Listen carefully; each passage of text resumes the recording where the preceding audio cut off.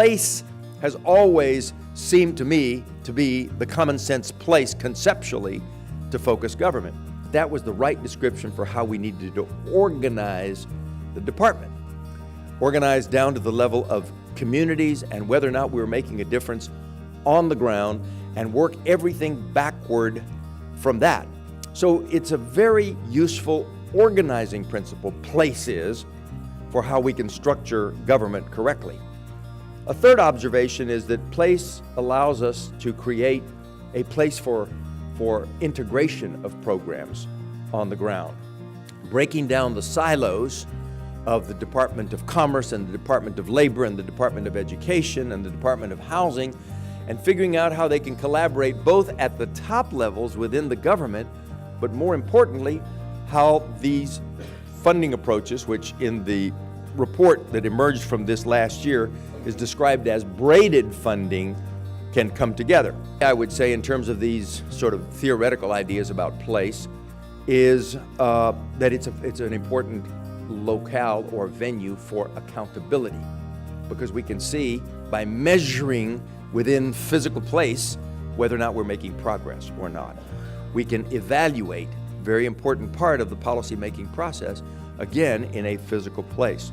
We can see, we can feel, we can know in places. Housing discrimination is real. People are steered to neighborhoods, and they are disallowed to reside in other places in sometimes subtle ways and sometimes not so subtle ways. But it's real, and it destroys the functioning of our housing markets. What does the concept of place-based mean for a place like Ferguson?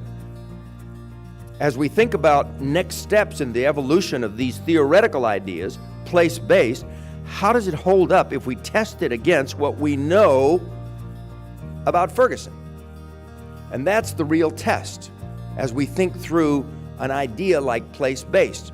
But more and more, with the political changes that have occurred at the city level, we can move from doing things because they're compassionate or because there is a humanitarian need to an assertive role of equity. Taking over some not taking over, but supplementing responsibilities of the federal government and doing with the powers that exist in places strategies which foster a more egalitarian society, a more equitable society.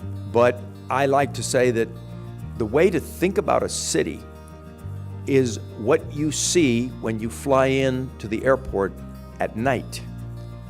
And you see nothing that resembles city limits. You see nothing that has boundaries that say, here's where the city of Kansas City ends, or here's where Detroit ends. What you see is a mass of lights. That's the functioning organism that is the metropolitan area. And the problems of building an economy, the problems of trading activity and business exchange and job patterns and transportation patterns that's the context for it, not some look on the map at where a red line is that says this is the last avenue that is Detroit, and beyond that is Dearborn.